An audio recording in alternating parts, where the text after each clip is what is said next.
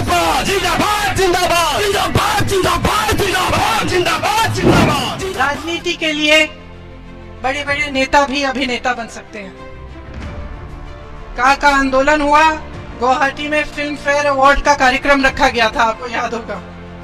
शायद film fair का award हमारे प्रधानमंत्री जी को ही मिलना चाहिए, क्योंकि जब आप दुख में होते हैं, जब आप संघर्ष करते हैं, जब आप संकट में होते हैं, तब उनके आंसू नहीं बहते। जब चुनाव आता है तब उन्हें दुख होता है आपकी समस्याओं पर, और जब चुनाव चले जाता है तो जो वादे आपसे किए वो खोखले पड़ते हैं। इस चुनाव में कांग्रेस पार्टी ने एक अच्छी चीज की, कई महीनों से अपने नेताओं को पूरे असम में भ्रमण कराया, आपसे संपर्क कराया, आपकी समस्याओं के बारे में बातचीत की, और उस बातचीत के आधार पर कांग्रेस पार्टी ने तय किया कि अगर हमारी सरकार आएगी तो हम 5 ऐसी चीजें करेंगे जिससे असम की जनता का फायदा होगा। अब ये खोखले वादे नहीं है, ये वो वादे नहीं है जो इस मंच पे किए जाएंगे और उसके बाद भुलाए जाएंगे। ये गारंटी है। कांग्रेस आपके लिए 5 गारंटी लाई है। इसी तरह से कांग्रेस कह रही है कि का कानून किसी भी हालत में असम में लागू नहीं होगा।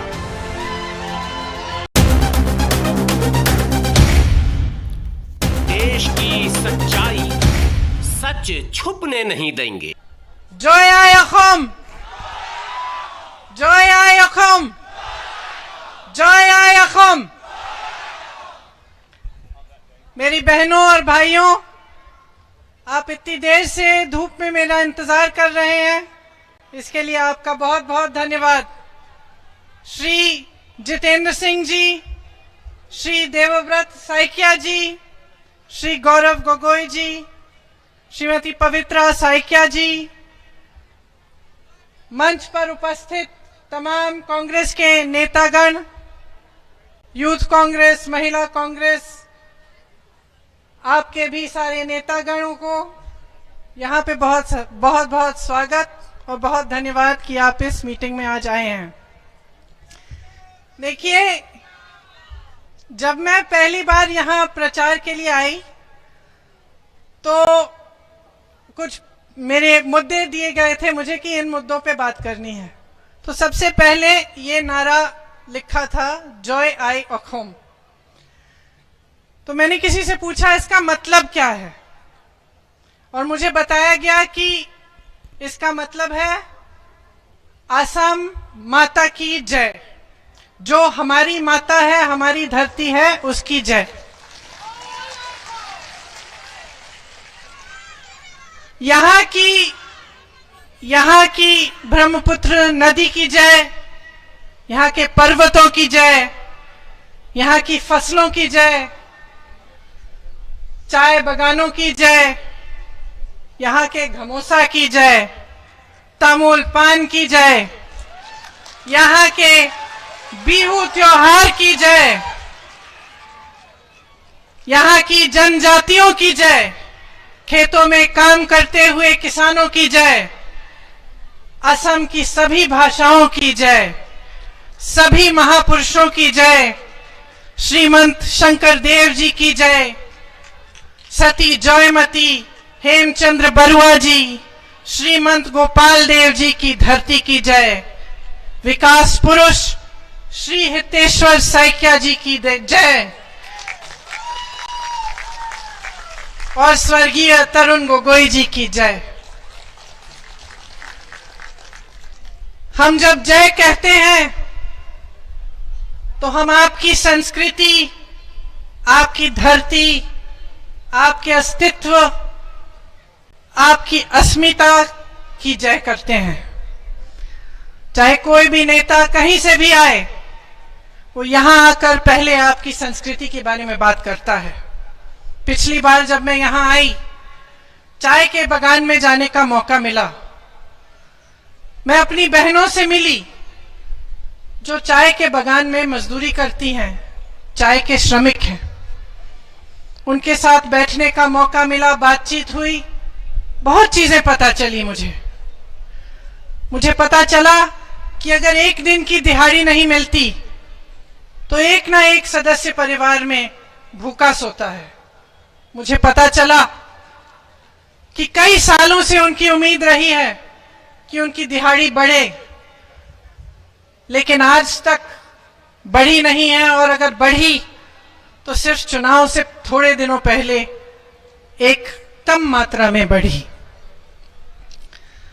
उनके साथ बैठकर ये बहुत स्पष्ट हुआ कि असम की जो संस्कृति है, आपकी जो अस्मिता है, उसकी रखवाली वही महिलाएं थी जिनसे मैं बात कर रही थी, वही बहनें थी। यहां उपस्थित जितनी भी मेरी बहनें हैं, ये संस्कृति जो है इसकी रखवाली आप करते हैं। चाहे कहीं से भी कोई भी नेता आए, वो ये बात ठीक तरह से समझ नहीं सकता, क्योंकि आपका जीवन आप जीते हैं, उसकी सच्चाई आप जानते हैं। इस धरती ने आपको क्या दिया, आपकी पहचान दी, वो आप समझते हैं।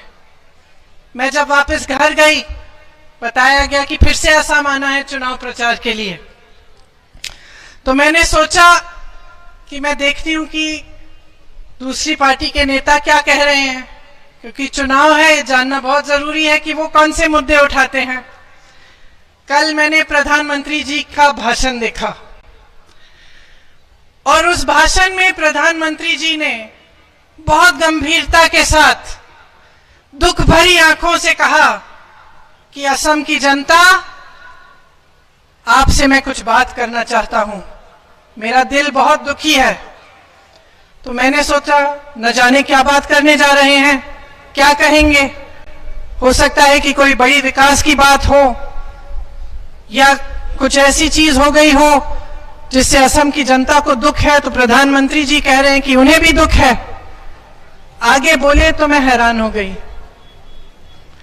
प्रधानमंत्री जी ने एक 22 साल की लड़की के ट्वीट का जिक्र किया, और इस ट्वीट के जिक्र में उन्होंने कहा कि कांग्रेस पार्टी ने एक बहुत बड़ा षड्यंत्र रचा है, और वो षड्यंत्र ये है कि दुनिया से चाय समाप्त हो जाएगी।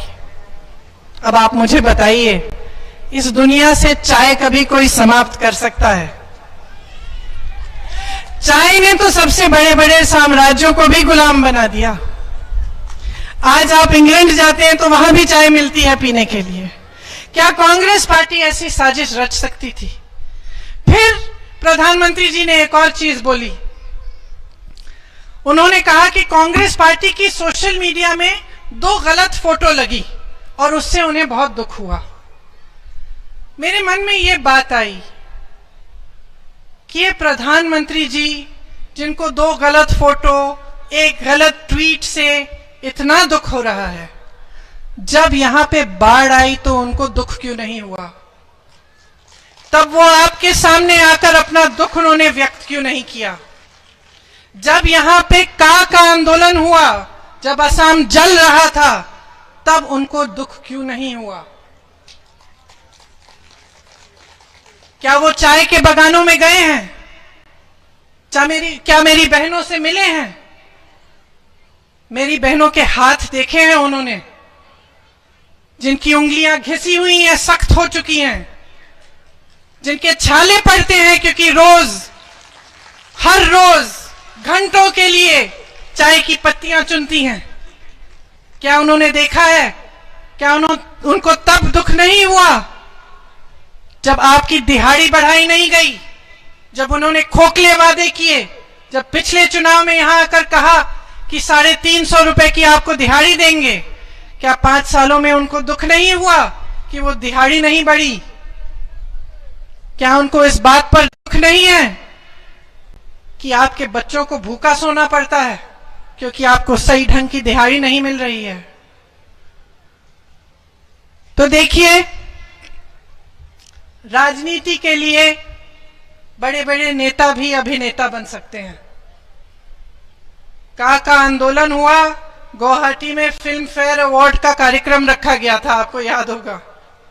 शायद फिल्म फेयर का अवार्ड हमारे प्रधानमंत्री जी को ही मिलना चाहिए, क्योंकि जब आप दुख में होते हैं, जब आप संघर्ष करते हैं, जब आप संकट में होते हैं, तब उनके आंसू नहीं बहते। जब चुनाव आता है तब उन्हें दुख होता है आपकी समस्याओं पर, और जब चुनाव चले जाता है तो जो वादे आपसे किए वो खोखले पड़ते हैं, उनको पूरा नहीं किया जाता। 2016 में आपसे बहुत बड़े वादे किए गए थे। 25 लाख नौकरियों का वादा था, नौजवानों के लिए उज्जवल भविष्य बनाने का। क्या आपको वो नौकरियां मिली, वो रोजगार मिला? जाति भाटी और भेटी की रक्षा करेंगे कहा था। असम अकॉर्ड में जो खंड 6 है उसे कांग्रेस ने बनाया था ताकि आपकी संस्कृति की सुरक्षा हो। क्या उसको लागू किया गया? 2016 में भाजपा ने कहा था कि हम का को लागू नहीं करेंगे, लेकिन सरकार में आते ही का को लागू किया। चाय बागानों में तमाम वादे किए थे कि जो टी ट्राइब्स हैं उनको एक अलग दर्जा मिलेगा, कि आपकी दिहाड़ी बढ़ाई जाएगी, आपके लिए सुविधाएं बनेंगी। लेकिन जिन बहनों से मैं मिली थी उन्होंने मुझे बताया कि न चिकित्सा की सुविधा है, न टॉयलेट की सुविधा है, न दिहाड़ी बढ़ाई गई है, कोई सुविधा नहीं है। ऊपर से इस सरकार ने आपको महंगाई से मारा है। मैं एक और महिला के घर गई, वहां एक गैस सिलेंडर पड़ा था, लेकिन वो चूल्हे पे अपनी चाय बना रही थी। तो जब मैंने पूछा कि क्या हुआ गैस सिलेंडर, उन्होंने कहा खाली है, उसको भरवाने के पैसे नहीं हैं, क्योंकि आज गैस सिलेंडर 800 रुपए का है। आपसे ये वादा किया गया था कि आपके मुख्यमंत्री असमिया होंगे। आपसे वादा किया था कि आपके जो असम के मुख्यमंत्री हैं वो मजबूती से आपकी सरकार चलाएंगे। क्या मिला आपको? आपको 2-2 मुख्यमंत्री मिले, और सिर्फ 2-2 मुख्यमंत्री नहीं, उनकी सरकार असम से नहीं दिल्ली से चलती है। रिमोट कंट्रोल की सरकार है। दिल्ली में बैठे हुए नेताओं के परमिशन के बिना यहां पर कुछ लागू नहीं होता, कुछ आगे नहीं बढ़ता। यहां तक कि असम गण परिषद को भी उन्होंने दिल्ली गण परिषद बना दिया है। यहां के हाथी को एक भीगी बिल्ली बना के छोड़ दिया है। आप देखिए कि दिल्ली के दबाव से 5 सालों के लिए ये सरकार चली है। आपके मुख्यमंत्री को दुर्बल बनाया गया है, और आज आपके सामने आकर एक नई बड़ी घोषणा की। पहले 2-2 मुख्यमंत्री दिए, अब कहते हैं कि 2-2 इंजन की सरकार बनेगी, डबल इंजन की सरकार। कौन बचाएगा असम को इनसे? 2 इंजन की सरकार, न जाने कहां से किसको कहां से ईंधन मिलेगी, कौन सा इंजन चलेगा, कौन सा नहीं चलेगा, और दोनों इंजनों की चाबी कहां से होगी? असम को न 2 मुख्यमंत्री चाहिए, न 2 इंजन की सरकार चाहिए। अपनी पहचान चाहिए, अपना अस्तित्व चाहिए। प्रधानमंत्री जी ने यह भी कहा कि कांग्रेस पार्टी ने असम का अपमान किया है, और जो सरकारें कांग्रेस की चली उन्होंने असम की जनता को अपमानित किया। हितेश्वर साइकिया जी जैसे महापुरुष, तरुण गोगोई जैसे समर्पित देशभक्त नेता को ये कहते हुए प्रधानमंत्री जी को क्या शर्म नहीं आई कि उन्होंने असम की अस्मिता को बिगाड़ा, कि असम का अपमान किया? कांग्रेस इन नेताओं के कण कण में थी। इन नेताओं ने अपने जीवन असम के लिए समर्पित किए, दिन रात आपके विकास के लिए काम किया, और इनकी सरकारों के बारे में इस तरह की बातें करते हुए क्या असम का अपमान नहीं है? इन नेताओं ने आजीवन असम के विकास के लिए काम किया। उनके गुजर जाने के बाद इस तरह की बातें करना क्या सभ्य है? क्या प्रधानमंत्री जी को शोभा देता है? यहां उत्तर प्रदेश के मुख्यमंत्री जी भी आए, उन्होंने भी एक बहुत बड़ी बात कही। उन्होंने कहा कि श्रीमंत शंकरदेव जी आवर्जन के खिलाफ थे। अब आप बताइए, श्रीमंत शंकरदेव जी 500 साल पहले जीवित थे, क्या उनके समय आवर्जन था? घुसपैठी थे?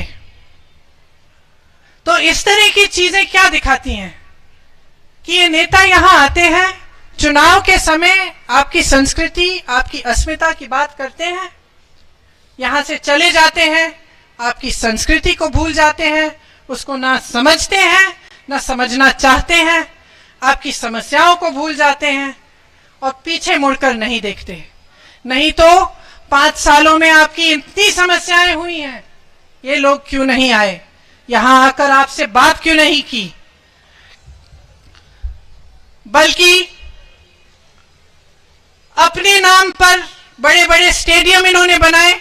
दुनिया का सबसे बड़ा स्पोर्ट्स स्टेडियम, उसका नाम प्रधानमंत्री जी को का नाम दिया, और यहां पे असमिया विद्वान डॉक्टर बानीकांत काकती का नाम एक शमशान को दिया।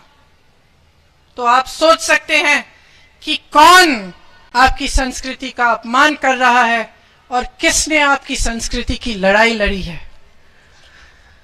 असम के लोग ये कभी नहीं भूल सकते कि जब वो अपने अधिकारों की लड़ाई लड़ रहे थे, जब का के खिलाफ आंदोलन हो रहा था, तो एक भी भाजपा के नेता ने उनके साथ सहानुभूति नहीं दिखाई, उनकी बातों को सुनने भी नहीं आए। जब असम की एक महान विभूति लोकप्रिय गोपीनाथ बोरदोलोई जी के नाम पर सरकारी पैसों से बना हुआ एयरपोर्ट प्रधानमंत्री जी के उद्योगपति दोस्तों को बेचा जा सकता है, तो आप बताइए असम के अस्तित्व को बचाया कैसे जा रहा है? आपकी संपत्ति, जिसमें आपकी मेहनत लगी है, जिसे आपके माता पिताओं ने बनाया, उसको बेच डाला। काजीरंगा के पास एक एलिफेंट रिजर्व है, वहां से लगी जमीन भी इनके उद्योगपति दोस्तों को बेची जा रही थी। एएसईबी को प्राइवेट करने की योजना है। नौगांव में भाजपा ने अपने खरबपति मित्र को किसानों की जमीन छीनकर देने की कोशिश की। जब असम के लोगों ने आंदोलन किया, तब महिलाओं को पीटा गया, एक गर्भवती महिला को भी मारा गया, उसको पीटा गया और किसानों के जेल में डाला गया। यहां पे जब मेरा हेलीकॉप्टर उतरा, ओएनजीसी के मैदान में उतरा, ऊपर गेट पे लिखा था असम एसेट ओएनजीसी। इसका क्या मतलब है? असम की संपत्ति है उसे ओएनजीसी, किसी नेता की संपत्ति नहीं है, किसी पार्टी की संपत्ति नहीं है, किसी सरकार की संपत्ति नहीं है, आपकी संपत्ति है। आपकी संपत्ति है, असम की संपत्ति है, और आज उसको भी प्राइवेट करने की योजना चल रही है। क्या ये असम की संपत्ति को बचाने का काम हो रहा है? आपको याद होगा कि भाजपा सरकार ने अपने खरबपति मित्रों को जमीन देने का भी ऑर्डिनेंस निकाला था। उस ऑर्डिनेंस में लिखा था कि कोई परमिशन, कोई क्लियरेंस, कोई लाइसेंस की जरूरत नहीं होगी। एक तरफ कांग्रेस की सरकार ने आपको भूमि अधिग्रहण का कानून दिया, 6ठी अनुसूची देकर आपकी जमीनों को सुरक्षित रखा। दूसरी तरफ एक के बाद एक आपकी संपत्ति भाजपा सरकार के उद्योगपति मित्रों को बेची जा रही है। और लूट का आलम देखिए, सिर्फ आपकी जमीन नहीं, सिर्फ आपके उद्योग नहीं, लेकिन आपके चिड़ियाघरों से जानवर भी बेच डाले हैं। आपके चिड़ियाघरों से 2 ब्लैक पैंथर इनके उद्योगपति मित्र के बेटे के पास जामनगर भेजी जा रहे हैं। कुछ नहीं छोड़ा है इन लोगों ने। अभी इनकी लिस्ट बहुत लंबी है। अभी तो आपकी ऑयल फील्ड्स भी बिकेंगी, नुमालीगढ़ की रिफाइनरी भी है, उसे भी बेचा जा रहा है। एक तरफ काज जैसा कानून, महंगाई, दूसरी तरफ इनके खरबपति दोस्त जिनको लूट की इजाजत है। जब यहां पे का विरोध हुआ था, तब श्री जुबिन गर्ग जी ने एक गीत गाया था, भाजपा से कहा था, पॉलिटिक्स नो करीबे बंधु। लेकिन भाजपा ने क्या किया? पॉलिटिक्स ही पॉलिटिक्स ही पॉलिटिक्स। विकास नहीं किया, आपकी मदद नहीं की, आपकी सुनवाई नहीं की, आपके संघर्षों में शामिल नहीं हुए। बाढ़ आई, आपको आपकी सहायता नहीं की, सिर्फ पॉलिटिक्स की। और आज भी आपके सामने आकर सिर्फ पॉलिटिक्स कर रहे हैं। आसाम के लोगों के साथ बहुत बड़ा धोखा हुआ है। मैं यहां राजनीति के लिए नहीं कह रही हूं, मेरी बहनें हैं, आपकी तरह मैं भी मां हूं। मैं भी अपने बच्चों के भविष्य के लिए अच्छी चीजें चाहती हूं। मैं जानती हूं आप काम करते हैं, आप कमाते हैं, किसके लिए कमाते हैं? आप अपने बच्चों को पढ़ाते हैं, किसके लिए पढ़ाते हैं? ताकि एक दिन रोजगार मिले, उनका भविष्य मजबूत बने, आगे बढ़े, ताकि जो संघर्ष आपने अपने जीवन में देखे हैं, उन संघर्षों से आपके बच्चे स्वतंत्र हों, उन्हें उनका सामना नहीं करना पड़े। हर मां यही चाहती है। लेकिन आज आपके बच्चों के साथ क्या हो रहा है? हर छठा बीए, असम में हर छठा बच्चा जिसने बीए की हुई है बेरोजगार है। हर 10वां एमए बेरोजगार है। आपने कमाया, मेहनत से उसे पढ़ाया, और आज उसके लिए सरकार ने रोजगार नहीं दिया। 3 लाख सरकारी पद खाली हैं, भरे जा सकते हैं। 3 लाख नौकरियां दी जा सकती हैं, सरकार नहीं दे रही है। 40 लाख बेरोजगार बच्चे हैं असम में। 25 लाख नौकरियों का वादा था, क्या दिया? तमाम नौजवान बेरोजगार खड़े हुए हैं, इंतजार में हैं कि कोई हमारी मदद करे। भर्तियों में घोटाले, एसआई स्कैम, पीएनआरडी स्कैम, लाखों बच्चों के भविष्य इसमें खराब हुए। मैं यूपी में काम करती हूं, हर रोज अनुभव होता है। हर दूसरे तीसरे दिन मैं नौजवानों से बात करती हूं, कोई कहता है हमने इम्तिहान दिया, हमारा सिलेक्शन हुआ, 6 सालों से हम इंतजार कर रहे हैं। भर्तियों में घोटाला है। जहां जहां भाजपा की सरकार है, घोटाला ही घोटाला है। आपके युवा दिल्ली, मुंबई, बेंगलोर में जाते हैं काम के लिए। वहां जाकर जब वो भाजपा की विचारधारा के लोगों से मिलते हैं, उन्हें अपमानित किया जाता है, उनका सम्मान नहीं होता। उनको असम में रोजगार मिलना चाहिए, उनका हक है, सम्मान उनका हक है। उनको बाहर जाने की जरूरत भी नहीं होनी चाहिए। असम के नौजवानों को किसी की चंदा की जरूरत नहीं है कि चुनाव आने वाला है, चुनाव से पहले 2 व्हीलर दे दिए, लीजिए आपके लिए सरकार 2 व्हीलर दे रही है। चंदा की जरूरत नहीं है। अपना आत्मविश्वास, अपने आत्मसम्मान के लिए नौजवान काम करता है, उसे अपना आत्मसम्मान चाहिए। इसी तरह से टी ट्राइब्स के साथ कितना धोखा हुआ।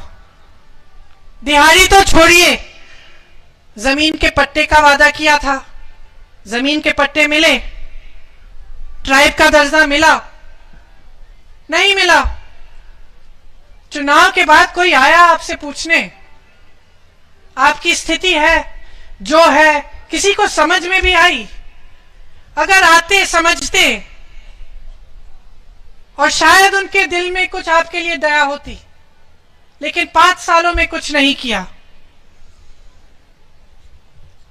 अब भाजपा आदिवासियों की जमीन छीनने वाले बिल लेकर आई है, उनके रहन सहन को नष्ट कर रही है। कांग्रेस की सरकार में 15% ग्रोथ था, आज 6% है। नीति आयोग ने खुद कहा है उनकी रिपोर्ट ने कि असम में गरीबी बढ़ रही है। कांग्रेस ने स्पेशल स्टेटस दिया था, आज वो भी नहीं रहा। असम के विकास पर पूरी तरह से ब्रेक लगी हुई है। किसानों, छोटे उद्योगों, महिलाओं को मदद करने के लिए कुछ नहीं किया। आपके हथकरघा उद्योग, मूंगा सिल्क को बर्बाद कर दिया है।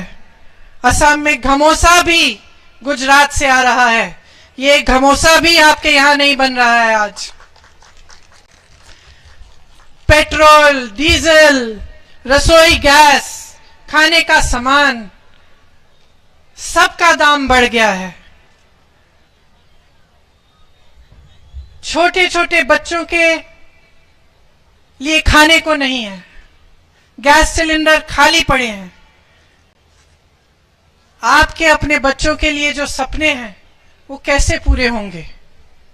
आज मैं चुनाव के समय आई हूं, लेकिन दिल से आपसे एक बात कहना चाहती हूं। देखिए, आपकी संपत्ति, आपकी संस्कृति, आपकी धरती, आपकी उपलब्धियां आपकी हैं। इनको सुरक्षित रखना आपकी जिम्मेदारी है। नेता आएंगे जाएंगे, भाषण देंगे, बड़े बड़े वादे करेंगे, उन वादों पर उनको खरा उतारना आपकी जिम्मेदारी है।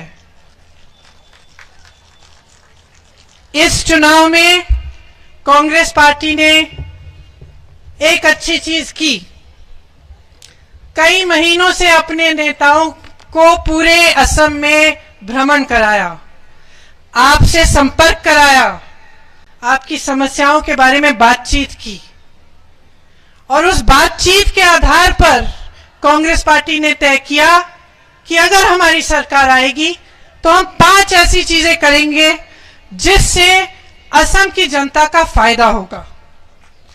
अब ये खोखले वादे नहीं हैं, ये वो वादे नहीं हैं जो इस मंच पे किए जाएंगे और उसके बाद भुलाए जाएंगे। ये गारंटी है। कांग्रेस आपके लिए 5 गारंटी लाई है। ये 5 गारंटी क्या है? सबसे पहले तो चाय के बगान के श्रमिक बहनों और भाइयों के लिए मैं कहना चाहती हूं कि कांग्रेस पार्टी ने यह तय किया है कि आपकी दिहाड़ी 365 रुपए की होगी। इसको करने के लिए एक पूरी स्टडी की गई है। ये नहीं है कि हम कह रहे हैं कि जो उद्योगपति हैं, जिनके चाय बगान है, वही देंगे। नहीं, हम इंतजाम अलग से करेंगे ताकि जो वो देते हैं उसके साथ साथ जो सरकार देगी उसका जो कुल मिलाकर आपके पास मिलेगा वेतन, वो 365 रुपए हर रोज होगा। तो ये खोखला वादा नहीं है, ये एक गारंटी है। इसी तरह से कांग्रेस कह रही है कि का कानून किसी भी हालत में असम में लागू नहीं होगा। तीसरा गारंटी कि हर महीने 200 यूनिट बिजली आपको मुफ्त की मिलेगी।